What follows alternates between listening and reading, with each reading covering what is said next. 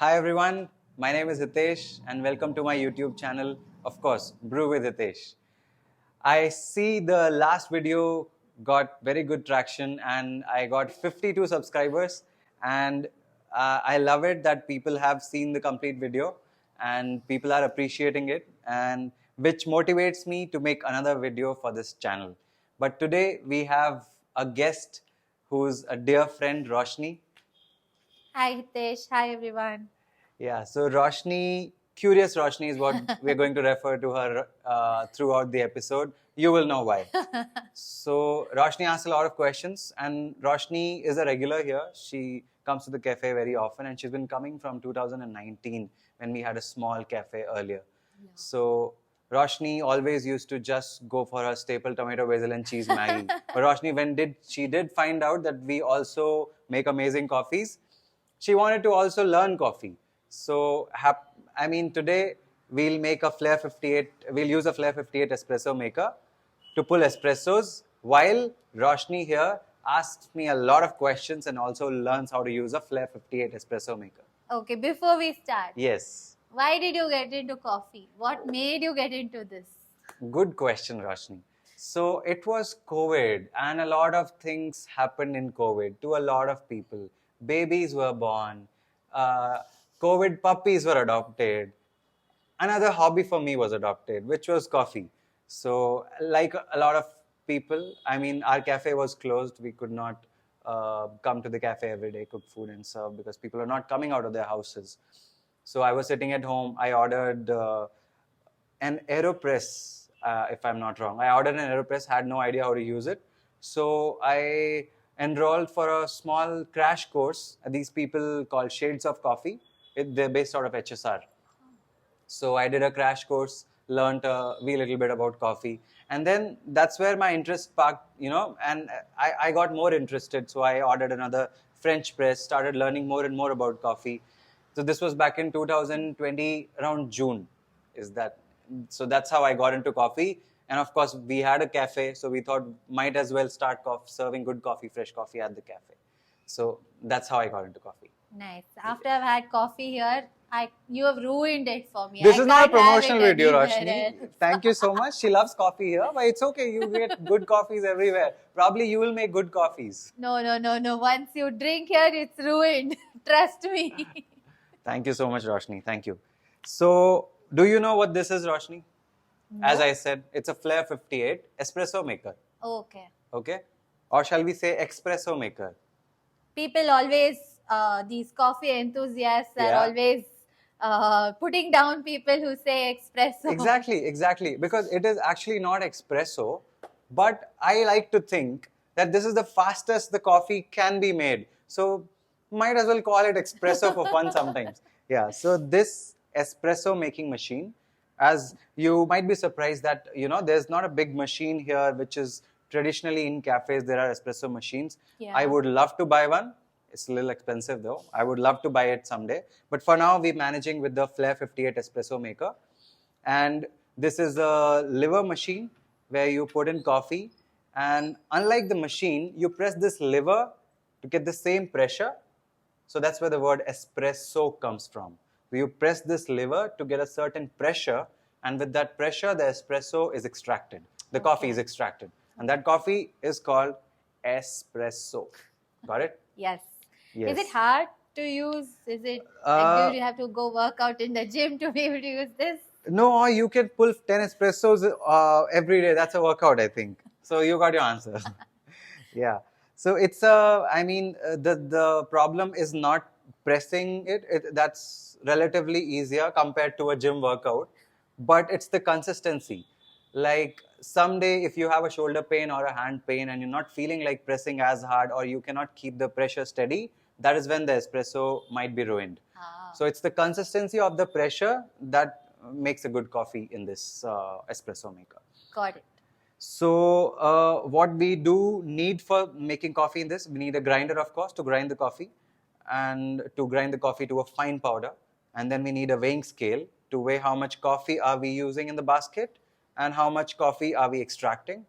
And what else do we need? We need hot water. So unlike an espresso machine where the hot water is in the machine and the machine pours it on the coffee for you.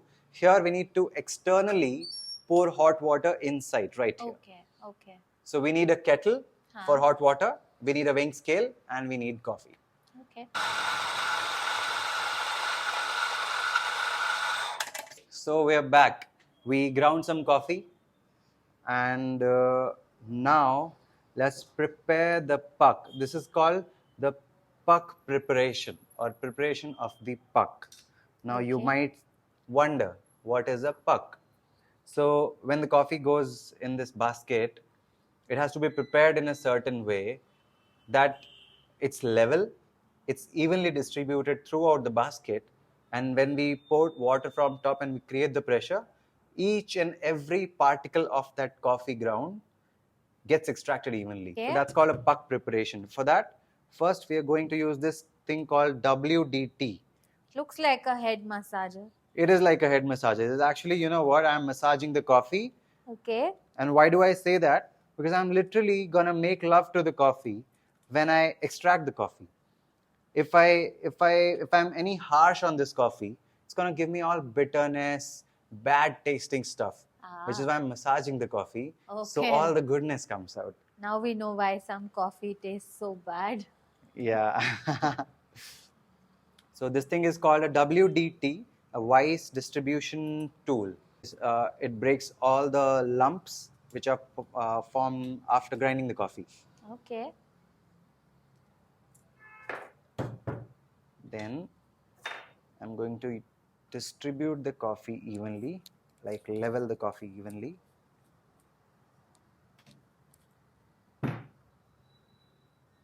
So leveling is also important? Yes, leveling is also important. Like if I do not level that puck, the water is not going to be evenly distributed on top. So we have to make sure it's all level. Okay. And then this is called tamping. And I think, Roshni, by now you know why am I doing this tamping? Why am I pressing it so tight? So that the water is able to go through it evenly and it absorbs all the coffee while it goes through that? Yes, correct. Also, there's a restricted flow. So if it's tight, the puck is tight, it's going to be difficult for the water to come out. And when it's difficult for the water, we'll have to put more pressure. That is when we'll reach a pressure of 9 bars. If we do not tamp the puck very tightly, that means that when we press, it's going to flow very fast. And we're going to waste the coffee. So this is a puck screen. The puck screen makes sure the water is distributed everywhere. We're going to put the puck screen. And this is the portafilter that we have locked in the brewing chamber now. I mean, this is the coffee brewing chamber. We have locked the portafilter. Why are we using a weighing scale here? So we have taken about 20 grams of coffee. Okay. And we have to make sure that we get roughly 45 grams of coffee out. So we're going to tar the scale and we're going to make sure that when we press, we stop when the 45 grams of coffee is out. Now, why 45? Why not 30? And why not 60? So the coffee, how the coffee extracts, like we'll do an experiment in the going episodes where we'll press and we'll take out 5 ml, and after every 5 ml, we're going to change the cups and we'll taste every single cup individually. You will know that at different stages, different tastes come out. Sweetness comes out, then your acidity comes out, and then there is a tad bit of bitterness that balances everything. And in the end is all woody, burnt kind of notes come out. So if I go all the way to 60, 70 grams, then it's going to be an unbalanced cup and the coffee is going to water down. It's going to become very diluted. If I stop in the beginning, that means I have not taken out all the goodness out of it. There's still something remaining. Yeah, so it's a common practice that whatever the coffee weight that we have taken in the portafilter, about 2 to 2.5 times is when we do the extraction. Slightly lesser is called a ristretto. Oh, That okay. means a restricted cup. So Okay. ristretto, you restrict the coffee. Like a slightly longer one is called lungo. Lungo, lungo. That Okay. means a I've heard long. these terms and I had no clue what it meant. That is what it is. So lungo, as the name suggests, it's a long shot. Ristretto. Italian, is it? Yeah. Yes. Correct. So now we're going to pour some water. The water was earlier at about 95 degrees. We let it sit there for a while. It's come down to about 92 degrees. So what's the ideal temperature?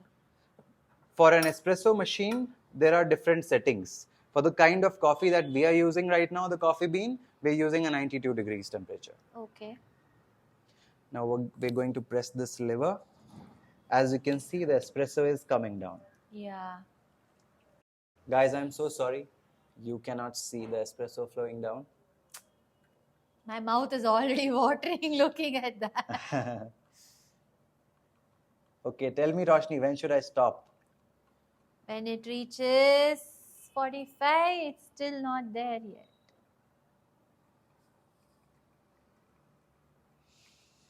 $30. Yes. 35.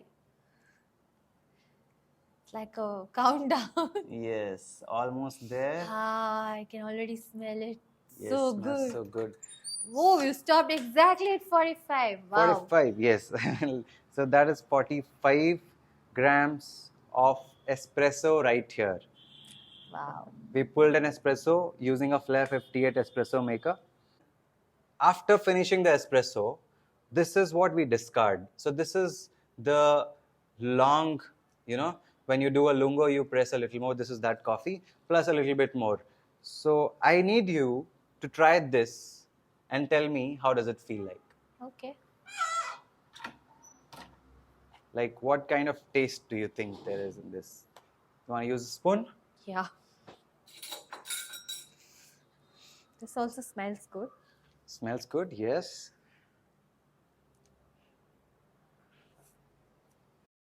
It is more bitter. Exactly, it's bitter. Why is it bitter? Because this is where we have taken out all the goodness. And whatever is remaining after the goodness is all the bitter parts of it. Then how do they make lungo? Will it be bitter? No, the lungo is not something just this. Ah. A lungo is along with this coffee. Okay. So it's like a mix of both. Okay, so it'll be more on the bitter side, but not... More watered down. Okay. And a little bitter. Okay. It's personal preference. Like Italian people drink very darker roast coffees. So they're anyways used to very, bitter coffees sort of. But we Indians, we have a palate.